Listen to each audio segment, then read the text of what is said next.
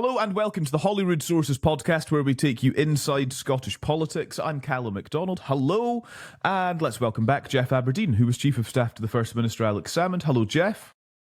Hello. Lovely to see you. Andy Maciver's also with us, Director of Communications, or he was Director of Communications for the Scottish Conservatives. Hello, Andy. Hello. Yes, probably not a job you'd be rushing to take back at any point soon. No, I don't think so. On the podcast today then, Anas Sarwar backs Sir Keir Starmer's approach to welfare. Leaked plans suggest cuts. Opposition politicians call it austerity. We'll give you some of the detail of that. Also today, we're going to be speaking to Liz Smith, the Conservative MSP, who will be standing down as of 2026. But before that is taking her outdoor education bill through the Scottish Parliament. And also today, will John Swinney reshuffle his cabinet before the election? You can watch all of this on YouTube, of course. Just search for Holyrood Sources, where you get clips and full episodes to enjoy. Head to YouTube, subscribe to our channel there for videos and updates. You can also follow us on X. You can see clips on TikTok. And get on the mailing list at holyroodsources.com. In the latest episode from last week, by the way, which is available for you right now on YouTube, Scotland's role in a coalition of the willing when it comes to peace for Ukraine. Our guests last week, Lieutenant Colonel Stuart Crawford and Stuart Macdonald, former SNP spokesperson for Defence, of course. And the final thing to note is that you can WhatsApp us as you're listening with your thoughts, or more importantly, your voice notes. The number is 0333 404 6507. Right, let's start then with welfare. Scottish Labour leader Anas Sarwar has backed the Prime Minister's plans for welfare reforms. The UK government's expected to announce cuts to welfare over the next couple of weeks. Sir Keir Starmer says the current system is unsustainable, indefensible and unfair. I'll give you some of the detail of what's been reported by way of what's to be expected soon, but I suppose, Andy, I want to start with that principle, the current system being unsustainable, indefensible and unfair, and that seems to be the thing that Anas Sarwar is sort of backing. Is he right to? Yeah, he is right to, I think. I think we've developed a real problem in Scotland, particularly over the last maybe 10-ish years, as we've had more power devolved and more power over welfare devolved, which is that we view in this country constant increases in welfare spending as a measure of success. And it's not. It's a measure of failure. It's very clearly a measure of failure if you have to continually spend more money on welfare, because what we're doing with that is we are keeping people poor. And it's really expensive, not only immoral, but it's really expensive to keep people poor. And you can't lift people out of cycles of poverty through handfuls of cash. It's great to make politicians feel better about themselves and stick it on a leaflet, but it doesn't actually work. You need jobs, you need work, you need good work, and you need to lift people out of poverty through that. So reforms aimed at incentive. I'm not saying these reforms will be perfect, and we'll see what they are, but it seems to be that these reforms are aimed at incentivising work and reducing the welfare bill. And fundamentally, I think that's a good thing. And fundamentally, I'm not sure that the Scottish Government over the last decade have got that whole approach right, because I am not sure they think that is a good thing.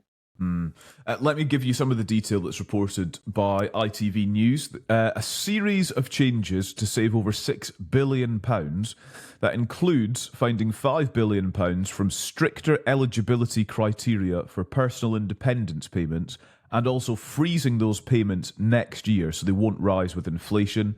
There's also going to be an overhaul of out-of-work benefits. ITV News say the basic rate of universal credit will increase, but the rate for those deemed too unwell or disabled to work will be cut. And so that change is presented as cost neutral and, exactly as you were saying, aims to incentivise work. They highlight as well that the changes will be controversial because even those who are clearly unable to work will see benefits cut. It's estimated around £1 billion of the savings will be reinvested into employment support. Geoff, Scotland's Social Justice Secretary Shirley-Anne Somerville has described these are just the reports at the moment, this isn't an official announcement, but she's described them as austerity turbocharged, which is going to be an attack line that will haunt Anas Sarwar, I would have thought, over the next year. Yeah, I want to reflect on what Andy said, because he said a really, really what I think sums it up well in terms of the practical sense. You know, we don't want more people on welfare.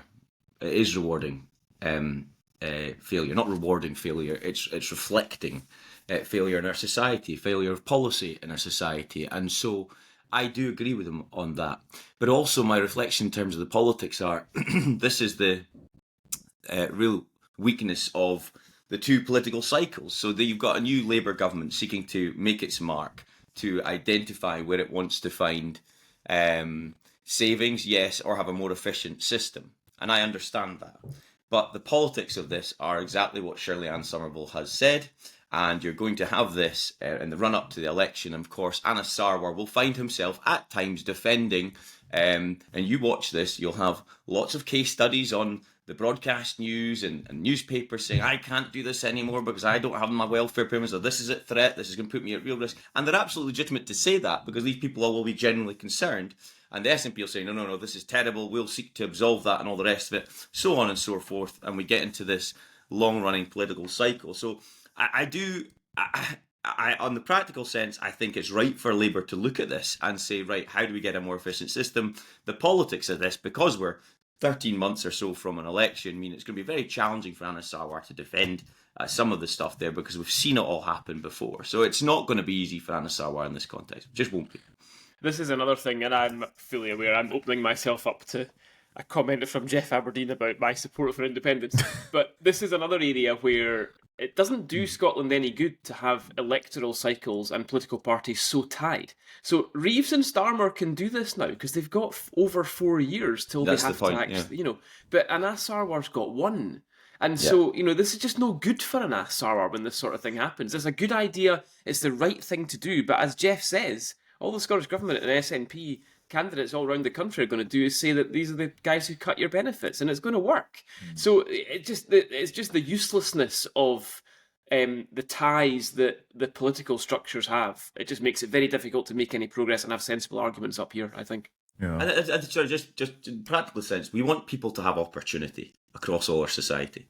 And that means creating economic opportunity and equipping them with the skills necessary to go and develop it.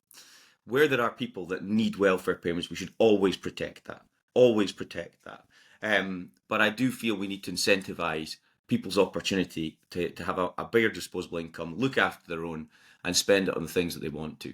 And I just don't think we get that balance right just now. And the problem that we have is, just Andy articulated better than I, they've got 4 years to prove themselves at the UK government. Anas Sarwar's got 1 year to defend it.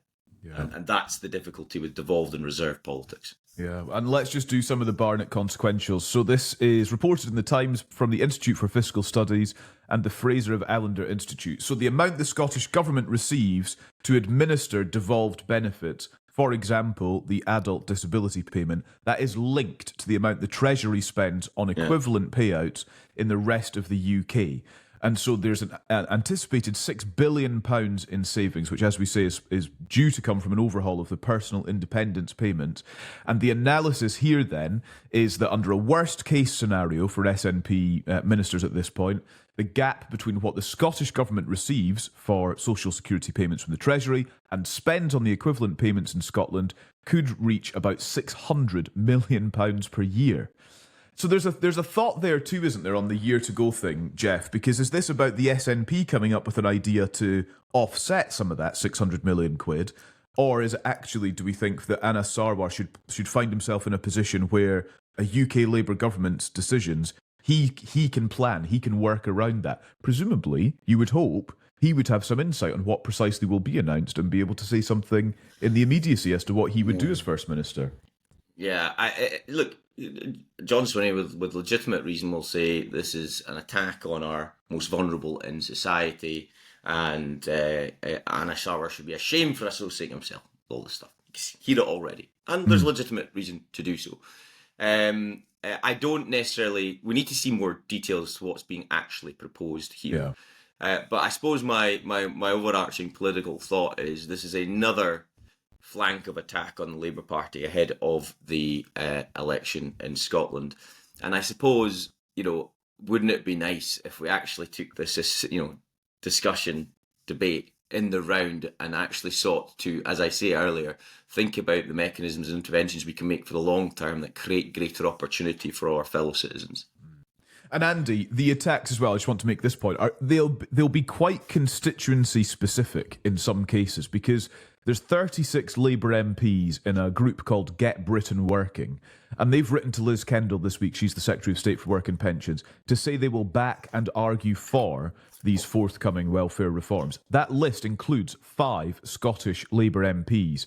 They are Graham Downey, MP for Dunfermline and Dollar, Blair McDougall, MP for East Renfrewshire, Frank McNally, MP for Coatbridge and Bells Hill, Gregor Poynton, MP for Livingston, and Joni Reid, MP for East Kilbride and Strathaven. Strathaven? How do I pronounce that? Strathaven. Come on, Calum. Sorry. For goodness sake. So I'm from the Highlands. Who cares about that place? But sorry, and I'm not taking that from Andy. We called the former MP from Banffenbuchen David Duguid instead of Duke it. Well, so I was sanitising it for our global. Steady. I was sanitising for our global audience. I've got a Duke very close to me, so I know. Don't worry. Anyway, the point not to be lost by my ignorance is that these are specific constituencies that they're going to have to now defend. Yes, and good on them for putting their heads above the parapet, because, their inbox this morning is going to be pretty toxic, I suspect. But way back in the day, when I was first in the Scottish Parliament, before the world of Devo Max, and before Devo Max was even a phrase, there were 2 people, Brian Monteith and Murdo Fraser, who argued within the Tory party for what was called fiscal autonomy at the time. The concept of which was you raise what you spend. All levels of government, you raise what you spend. Westminster, Holyrood, local government.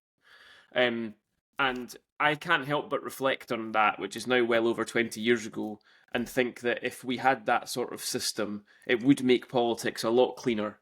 It would stop the blame game, and it would stop the sort of thing that we're talking about just now. You point to a different parliament, a different government, and it forms the basis of your political campaigns and the accusations that you make. Actually, if we had a system where if the Scottish Government wants to have higher welfare payments, fine, raise the money yourself. If we had that sort of system, I think that would be significantly better all round. And it's Geoff almost, is about... it's almost, I'm not having it. I'm going to cut you off. I'm not having it. It's almost as if you're advocating for independence, Andy, isn't it? Yes, that makes a bloody good idea. Because I remember the full fiscal autonomy debate, and I'm very, very favourable to it, as you would understand as a nationalist. And you're right, a way to curb all this stuff. You're responsible for what you raise, and you're responsible for what you spend. So give the full financial independence to the Scottish Parliament, to the Scottish Government, and then we'll see how good this government really can be, or future governments. And then thereafter, I think you naturally gravitate to a position where people say, well, we should have responsibility for all things. Good to have you on board, Andy Maciver. Good to have you on board. All things, including Trident. We won't go there. It's okay. We did a bit of that last week, actually, on the pod. You're welcome to listen back to that. I haven't yet. We'll come back to it, don't you worry. Shall we talk about latest polling at this point as well? So the latest YouGov poll on Westminster voting intention has got Labour on 24%, Reform UK on 23%, the Conservatives on 22%, the Lib Dems on 15%, the SNP on 3% in all of that, by the way. Geoff, what do you make of that? So this suggests a drop of a couple of points for Labour and Reform UK. Yeah, and there's a couple other polls showing that the Labour Party up, maybe nudged up a couple. It's much of a muchness just now. I had thought perhaps in the wake of kind of Keir Starmer's efforts to be the bridge over troubled waters between America and the European continent that that might be rewarded in the polls somewhat, and maybe it will be. There's perhaps a delay, but it doesn't look like it on this evidence. Which means that the Reform vote is sticky, and it seems like it's there to stay. I suppose my other reflection is on this by-election that's been called, because these things can become totemic. I think it's in Runcorn, and Labour have got a massive majority, but I reflect that only a year after taking office in 2007, the SNP won the Glasgow East by-election with a swing of 23%. And I think that's more than enough to defeat Labour if Reform were to get that in Runcorn. And I suppose the point there is, by-elections are very, very strange things, and they take a life of their own. And so if I was Starmer, and this is one of the first big electoral tests I'm going to face, I'd be pretty worried right now. So this is the by-election that's been called after Mike Amesbury, was kind of booted out of the Labour Party and has decided to stand down as an MP after being convicted of assault. And as you say, the majority is just under, so it's 14,696 for Labour, as it is. And then in second place, so 22,353 votes is what Labour got. And second place, Reform UK with 7,662. But I suppose, Andy, Jeff's making the point, stranger things have happened. Yeah, and I mean, the polling is difficult to predict at the moment. I must admit, I think Starmer, I had thought, and I think Starmer will be disappointed that he has not had a bigger bounce out of the Ukraine-Russia stuff over the last week or 10 days. It looked like he was going to. Initially, he did. He got a bit of a personal bounce, but Labour haven't really shifted as a result of that, and they will be a bit disappointed. I mean, there's a lot of time to run, but they'll be a bit disappointed about that. And similarly, Farage's continued closeness to Trump and pretty negative-ish stuff about Zelensky does not appear to have hurt him at all. Maybe that's just a sign that, as we know, British voters don't actually tend to vote that much based on foreign affairs, and never really have. I think that this by-election will be getting eyed up by Reform very much on the cards. But I still think it's pretty early to tell where all this is going to go on the basis of Holyrood, for sure, but definitely on the basis of the next Westminster election, which is still obviously too far away. And if we know anything, then we can look at the Canadian polling and realise that things can change incredibly quickly based on events that take place. Long way to run. Did you see? Incidentally, by the way, Canada with a new Prime Minister, Mark Carney, I met him a number of times. Also, during the referendum, he came up to Butte House. I met him then, and he said something. Well, I think it was overwritten by the press about our. That's my line, and I'm sticking to it. On the currency union, but he did actually strike me as a formidable person, and I still remember Alex Salmond saying to me, "That guy's running for politics." You could tell he was a political figure. Oh yeah, I remember it. Honestly, it's funny when he got elected, and then I met him again when I was working in financial services with a meeting with the Bank of England, and he actually remembered me. We had a good chat. So good luck to him. He's not got his troubles to seek with a certain Mr. Trump across the border. Yeah, that's so true. Absolutely true. I was just going to point as well to some other polling from this week, just while we're kind of on international stuff. So this is from JL Partners for the dailymail.com, which finds that Sir Keir Starmer is the favourite world leader of Republican voters in the US, which I thought was quite interesting. Voters asked to rank leaders from favourite to worst. Keir Starmer's top, then Benjamin Netanyahu, then Justin Trudeau, then Emmanuel Macron. And by the way, Zelensky's on -4, although Putin is on -26, so I suppose there's something encouraging in that, isn't there? I just thought, but then does that not just give away the massive uncertainty, for want of a better word, that Mr. Trump has placed on US politics? There's people that would define themselves as traditional Republican voters that would be quite akin to saying, as that poll suggests, Trudeau and Starmer and all the rest of it, and obviously Netanyahu's not a surprise given the relationship with Israel, but I that's not who Mr. Trump stands for in many ways, the traditional Republican voter. He's a complete and utter phenomenon in that sense, Yeah, for sure.